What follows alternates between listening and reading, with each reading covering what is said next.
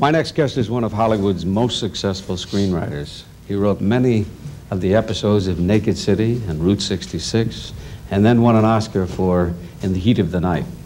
Here is Stirling Silliphant.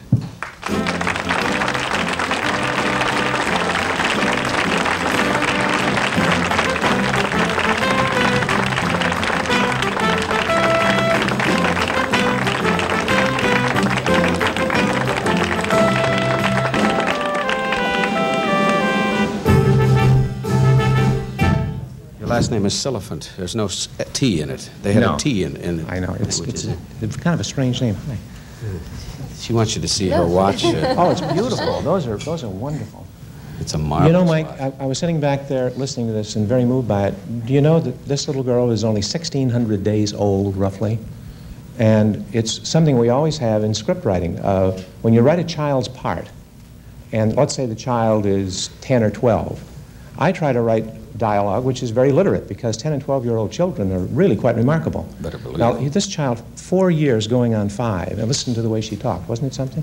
Yeah. Really marvelous. But, you know, if I had written dialogue as articulate as she speaks, believe me, some producer would say, come on, she's 4. They don't talk. I don't think producers have children. Or they don't listen to them. The Towering Inferno was based on 2 novels. Yes, and I love the review. I wish we had had those reviews all over the country.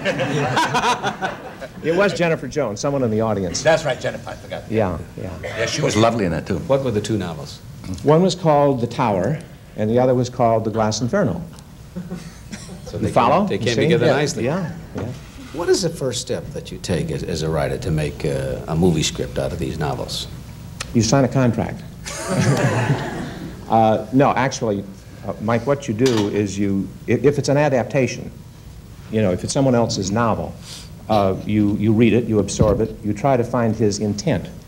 Because, as you know, writing a novel and writing a film are 2 separate things. A novel has introspective passages.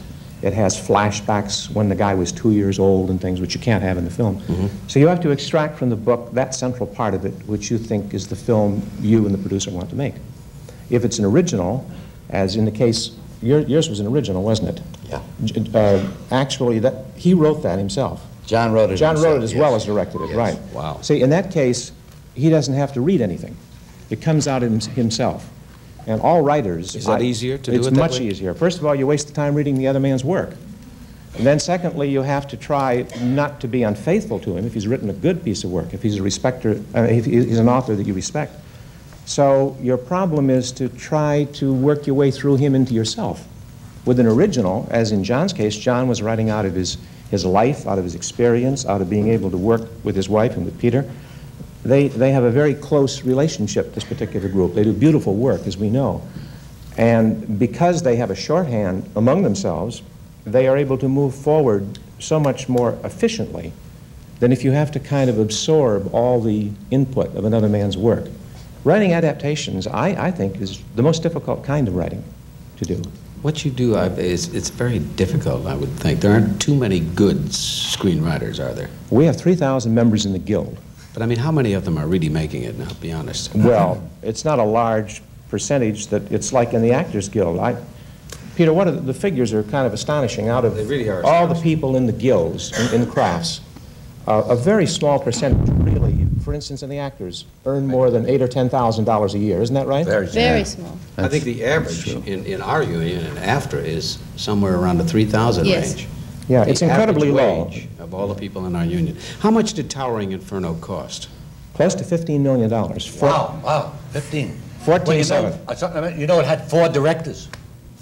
Is that 4? true? Different sections were directed by different people. They couldn't have just one for different kinds of sequences. Is that true? They had an overall director. No, John Gillerman directed the film. Yes, but then... Irwin Allen, who is the producer, Yeah, also directed the action sequences. right. But Irwin was, in other words, Irwin and John, no one else directed anything. Now, Irwin did use Milt in one sequence, a number of cameramen. Oh, I see. You know, he had maybe 8 cameramen.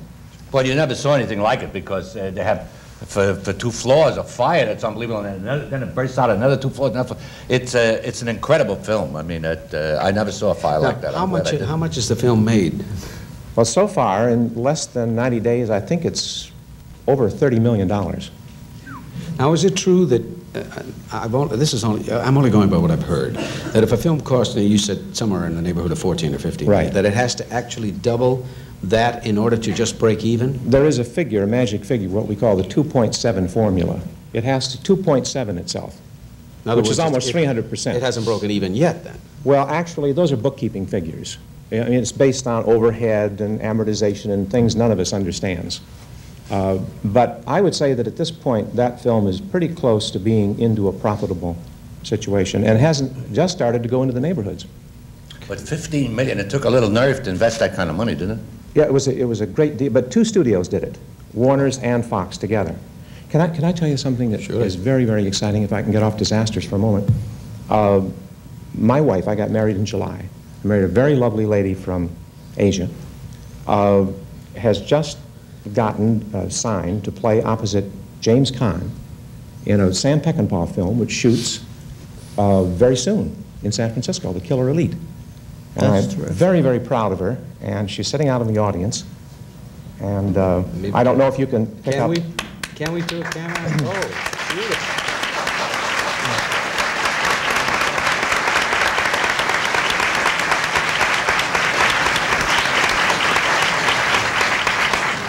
She's in the movie business that easy, huh? This is a case of starting at the top. Really? This is her first film.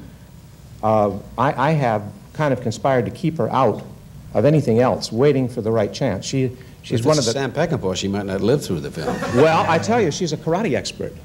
She's almost ready for her black belt, which, you know, you hear about a lot of people in Hollywood have black belts. To get a black belt in Shotokan karate takes 5 years. She studies 4 or 5 times a week. You want to give her back her purse, young man?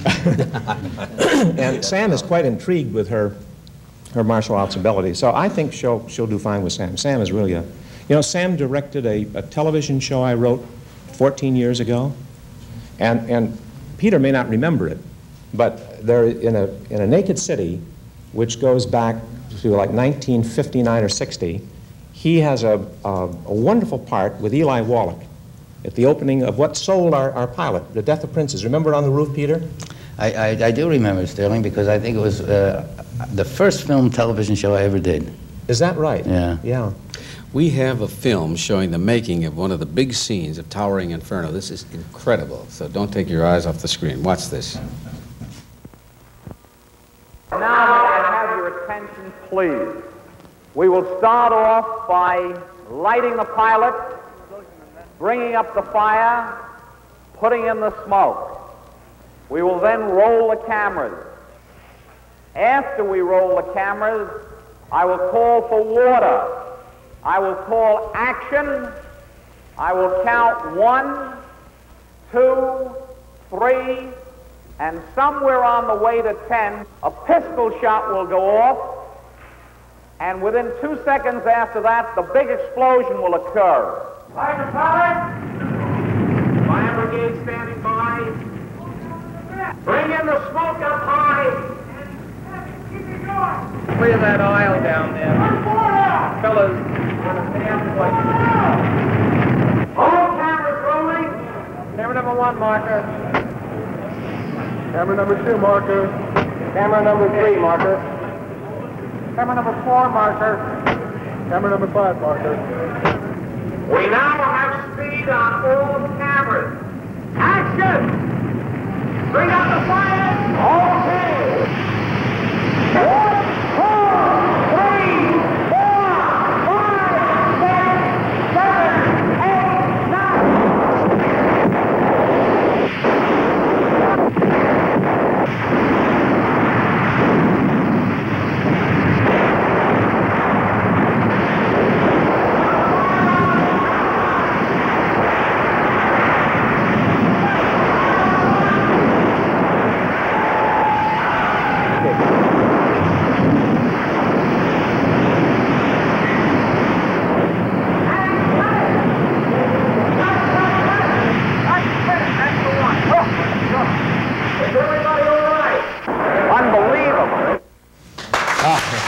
We'll be right back.